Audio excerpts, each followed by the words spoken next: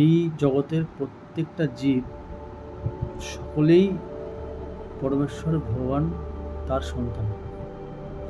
একজন কোটিপতি পিতা তার সন্তানকে লালন পালন করার জন্য যেমন তার দাসীর কাছে তাকে রেখে দেয়, এবং সেই দাসী তার প্রভুর সন্তানকে প্রতিপালন করার জন্য যত্নশীল যতটা হয়, ঠিক সেই রকমই ভগবানেরই দাসী যে মায়াশক্তি, সেই মায়াশক্তি ভগবানের সন্তানদেরকে পালন পালন করছে। এবার নিজের মা বাবা একজন সন্তানকে যেভাবে পালন করে, সেই মা বাবার দাসী কি তাদের সন্তানকে সেরকম মানুষ পালন করতে পারে? এখানে ভাগবতমে প্রভুপাদ লিখছেন যে বদ্ধ জীবেদের অবস্থা ঠিক ভগবানের দাসীর অধীনে জড় জগৎরূপী উদ্যানে ক্রিয়াশীল শিশুদের মতো।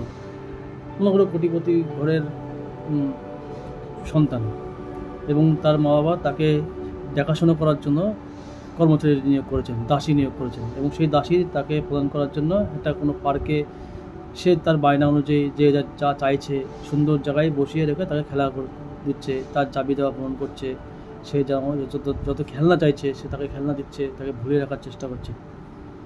ঠিক সেরকমই মায়া আমাদেরকে ভুলিয়ে রাখার চেষ্টা করছে।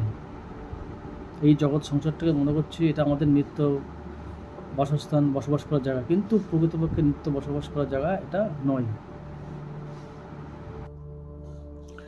প্রভুপাদ এই ভাগবতমের দ্বিতীয় স্কন্ধের 32 নম্বর শ্লোক এই তাৎপর্যে প্রভুপাদ লিখছেন যে জীবের বিভিন্ন প্রকার শরীর কারখানায় বিভিন্ন অংশের সমন্বয়ের ফলে প্রস্তুত বিভিন্ন মোটর গাড়ির মতো।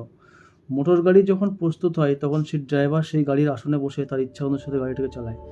সে কথা শ্রীমদ্ ভগবদ্গীতাতেও প্রতিপন্ন করা হয়েছে। জীব দেহরূপ যন্ত্রে বসে আছে এবং সেই দেহরূপী যানটি চালিত হচ্ছে প্রকৃতির নিয়ন্ত্রণের মাধ্যমে। ঠিক যেমন একটা রেলগাড়ি যা চালকের পরিচালনায় চালিত হয়, জীব কিন্তু তার শরীর নয় এবং দেহরূপী যন্ত্রটি থেকে ভিন্ন। কিন্তু অল্প বুদ্ধিসম্পন্ন জড় বৈজ্ঞানিকরা বুঝতে পারে না যে কীভাবে ইন্দ্রিয়সমূহ, মন এবং প্রকৃতির গুণের সমন্বয়ে দেহটির সৃষ্টি হয়। প্রতিটি জীব পরমেশ্বর ভগবানের বিভিন্ন অংশ এবং এক একটি চিৎ স্ফুলিঙ্গ। পিতা যেমন তার পুত্রের প্রতি স্নেহপরায়ণ হয়, তেমনই পরমপিতা ভগবানের স্নেহপরায়ণের জন্যই, কৃপার জন্যই মানুষ তার ইচ্ছা অনুসারে আধিপত্য করার ক্ষুদ্র যে বাসনা সেটা লাভ করতে পারে। পিতা যেমন তার কন্দনরত পুত্রকে শান্ত করার জন্য খেলনা দেন, কোনো বাচ্চা কাচ্চা কানে যেমন তার মা বাবা খেলনা দেয়, ঠিক তেমনই মোহাচ্ছন্ন জীবেদের বাসনা অনুসারে আধিপত্য করার জন্য ভগবান তার ইচ্ছা শক্তির দ্বারা এই জড়জগৎ সৃষ্টি করেছেন। এবং এখানে জীব ভগবানের প্রতিনিধিদের নিয়ন্ত্রণাধীনে স্বতন্ত্রভাবে এই জড়জগতের উপর আধিপত্য বিস্তার করার চেষ্টা করে।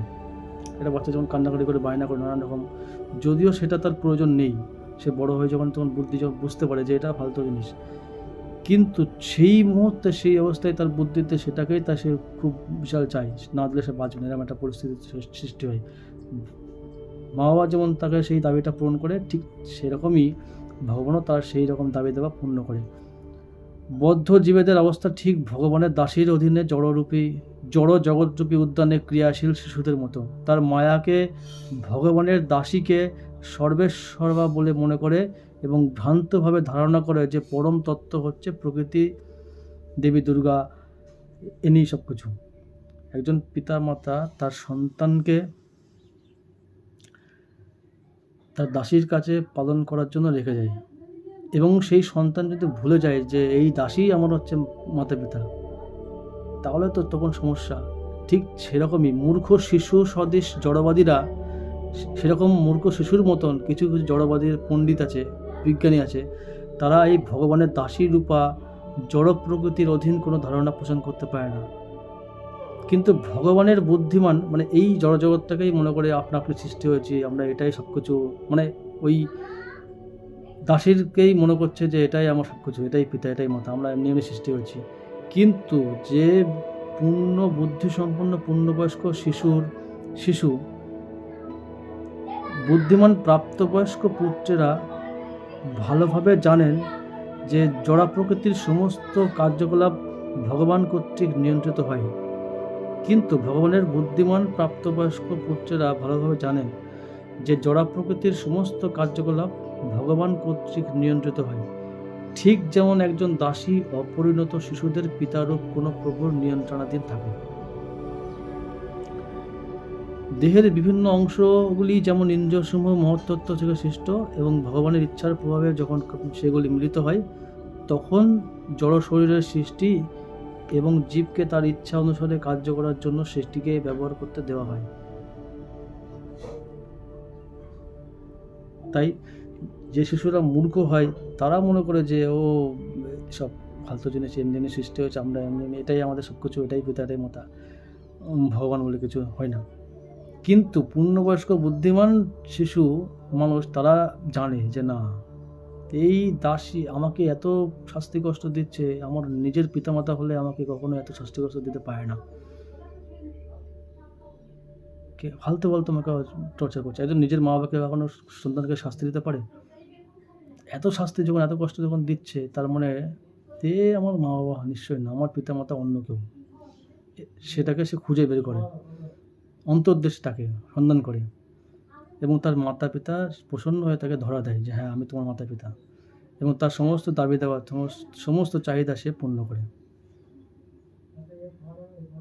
ঠিক যেমন একটা শিশু তার খেলনার দাবি দেওয়া করে এবং তার পিতামাতার দাসী তাকে প্রেরণ করে, ঠিক সেরকমই এই জগতে মায়াবাদী মানুষেরা মনে করে যে এই জগৎটাই হচ্ছে আমার সব কিছু, কিন্তু আদৌ সেটা নয়।